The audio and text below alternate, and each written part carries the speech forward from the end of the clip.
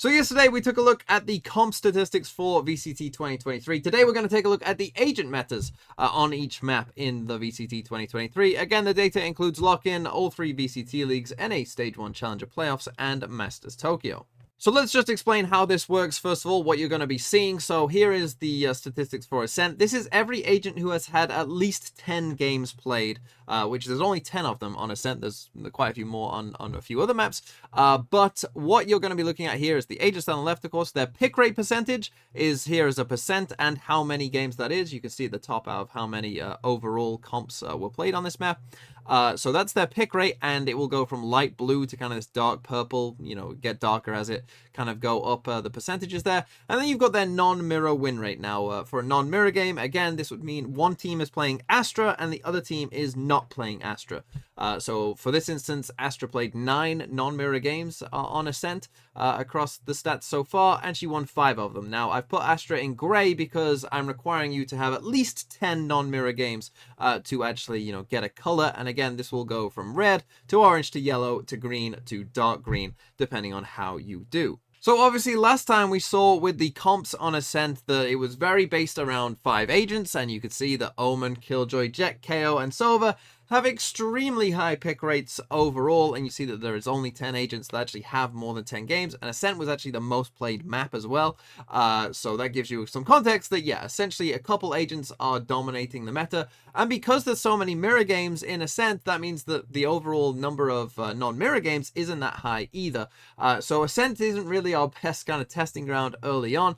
Really, the only notable thing I think you can say here is that Cypher is doing particularly well. And that was proven by teams like Team Liquid and Navi, who are kind of the main proponents of using Cypher. 2 pretty good teams, so it's perhaps expected that, Cypher would have a decent win rate. But you can see that Cypher on 85% here is winning a substantial amount of games. So maybe other teams would want to try Cypher. We saw, teams like Fnatic even struggle versus Team Liquid on Ascent. So maybe there is something a bit to Cypher playing him on Ascent. And now let's move to Bind, which only has 70 comps because, of course, it came in later on towards the stage. So there isn't as much data here.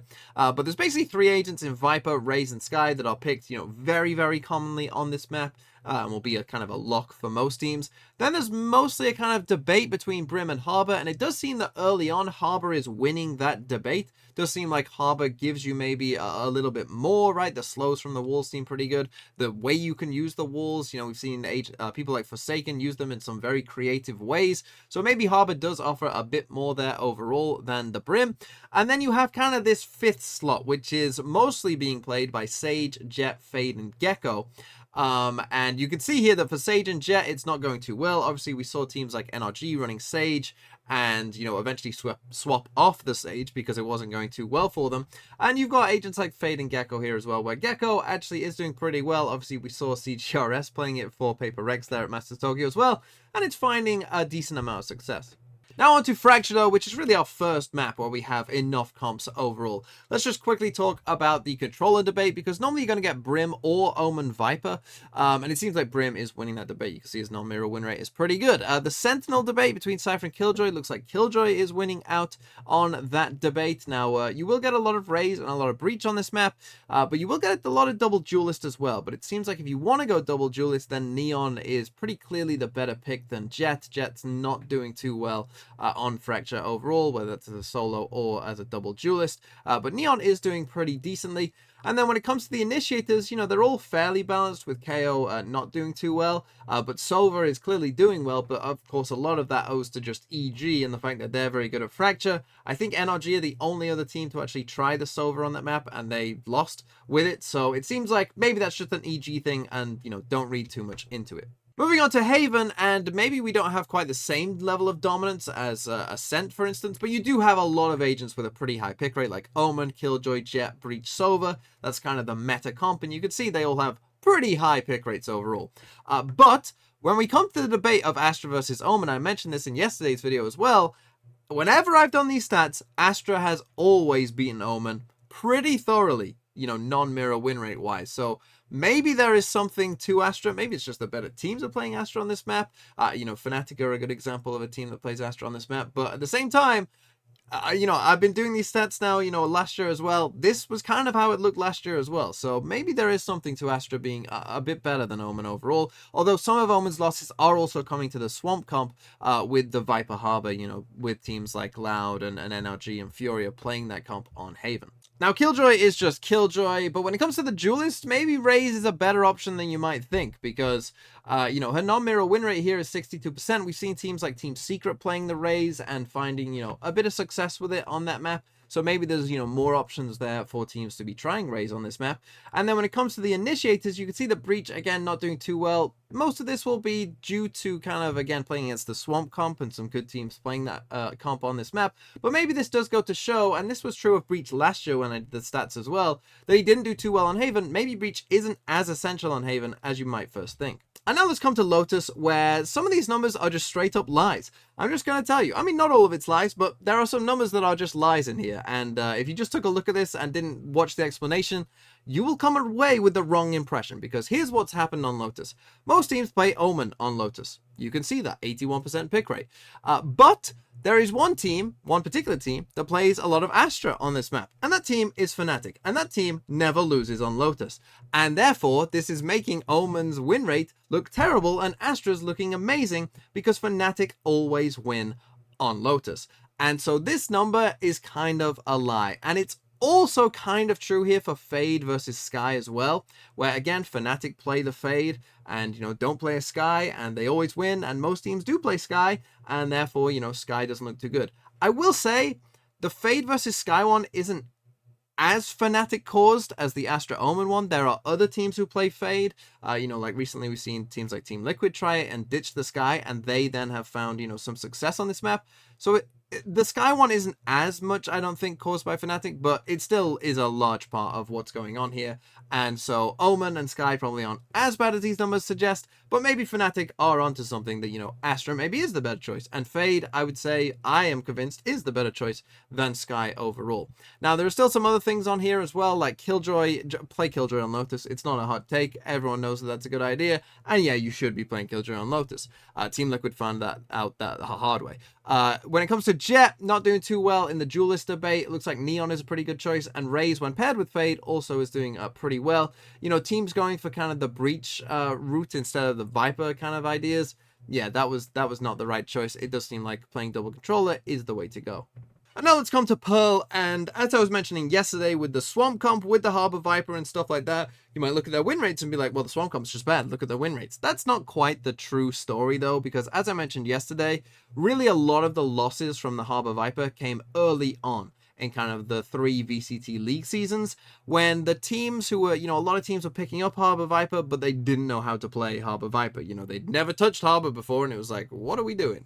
And so yeah, those were a lot of the losses, and more recently it's kind of caught up to be more normal, closer to 50% overall. But maybe that does still show that you can play solo controller and still find success. We saw teams like Pickrates, who maybe we could take a look at Phoenix, who's doing well, 75%, Pickrates. Maybe Phoenix is still good on this map, and obviously with the changes they've made as well, maybe that makes something like Harbor Viper less necessary, and going for a solo controller could become even more popular. And then finally, moving on to Split, and, well, an interesting one here at the top straight off the bat. Omen versus Astra, where every single comp played either one of Omen or Astra on this map. And you can see that Omen is winning heavily in those non-mirror games. Now, as we talked about yesterday, the actual meta comp of the Astra, Viper, Jet, Raze, and Sky, that comp itself is actually doing pretty well. So what this to me says is, this is when teams aren't playing that comp, but playing some kind of other comp with Astra versus Omen. Omen is winning that kind of head-to-head duel more often than not. But if you do just stick with the meta comp, the most meta comp, then, Astra is a fine pick, and that comp is doing pretty well overall. But in general, what you're going to see on this map is Omen Cypher or Astra Viper, and it does seem like Omen Cypher is kind of winning that out. Again, every time I've done these stats, Cypher has fried on this map, right? Remember the super OP Chamber and the super bad Cypher, before they buffed Cypher as well? Even that old Cypher still beat the old Chamber on this map, pretty convincingly as well. So, Cypher's good on Split. That's all I'm going to say. Killjoy, not so much. This is like the one map where, do not play Killjoy, right? No one really tries it on Bind, but don't play it on Split either. Just play Cypher instead. When looking at some of the other options, Sage is like, okay, Breach, KO, ugh, not too great. It does seem like the double duelist and Skye in particular, if you're not playing Skye on this map, you're trolling, it turns out, because I mean, Skye not only does have a really high pick rate, so a lot of teams are playing Skye, but the ones who are not playing Skye are getting punished for it a lot of the time.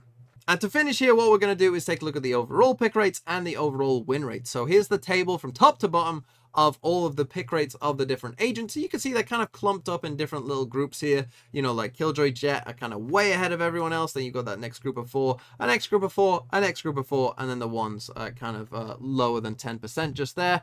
And so yeah, this is kind of what it looks like. Obviously, most of you will kind of, who watch the VCT a lot, will recognize, yeah, that makes sense, with these pick rates, Killjoy and Jett at the top. Not so much Reyna, Chamber, Phoenix, or Yoru.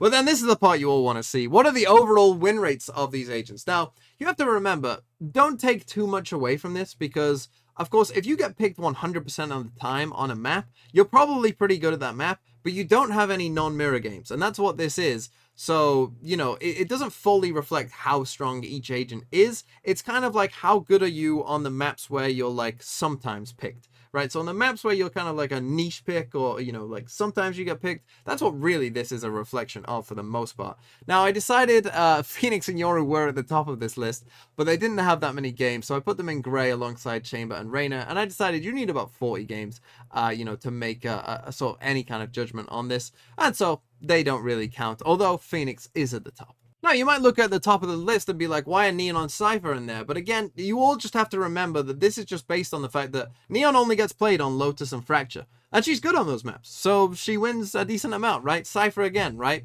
Ascent and Split are basically why Cypher is up here so high, right? Because he only really gets played on those maps sometimes. So, that's why they're doing well. Now, if we take a look at, like, the agents who are towards the top of the pick list, right? So, like, Killjoy, Jett, Omen, Skye, Viper, you'll see that other than Killjoy, you'll see that Jett, Skye, Viper, and Omen aren't doing too well. Now, for some of these agents, like Skye and Omen, right? Again, that Fnatic thing can come in there on Lotus, where it's really skewed some of this data, to where if you give Omen half of those Fnatic wins, he'd be back at 50%, and Astra would be down to 50%, and the same probably true for Skye as well. So it's not that they're bad agents. The Fnatic Lotus thing has kind of messed up with some of the numbers. But you can see for agents like Killjoy still doing well because Killjoy doesn't see a lot of play on her bad maps, Bind and Split, right? She doesn't often get picked there, but she gets picked on the other 5 where she's good. The same can't be true for agents like Jett maybe, or maybe even Viper as well, where, Jett isn't that good on Fracture or on Bind, right? But she still gets picked there quite often, but that's going to hurt you in this kind of stats overall, and so that is why, I think some of these agents like Jett and maybe Viper are lower than you might expect. Now, let's just quickly talk about Breach as well, because Breach is quite a long way off even second worst. And this was actually the case when I did the stats last time as well. Breach was way down there. So what is going on here with Breach? Well, I think the thing is, Breach probably is overrated as an agent. He probably isn't as good as most teams think, right? On Fracture, it's been shown that you don't need to play Breach on Fracture if you don't want to. Many teams have found success without playing Breach on Fracture. So, if you do want to go without Breach on Fracture, go for it. Same is true for Haven. On both of Breach's kind of big maps, he's not that necessary. And then he isn't good enough on any other maps to like really warrant it, right? He wasn't the correct choice on Lotus. He's not doing amazingly on Split. Pretty much anywhere you try and put him in, it doesn't seem like it's working that well, at least in a pro setting. And so those were the VCT stats for 2023, and assuming there's no like major shake-up changes, I'll probably keep doing the stats through LCQ and through champs, and we can take a look at the very end of the year as well and see what happened, assuming there is no kind of major agent shake-ups and everyone gets rebalanced.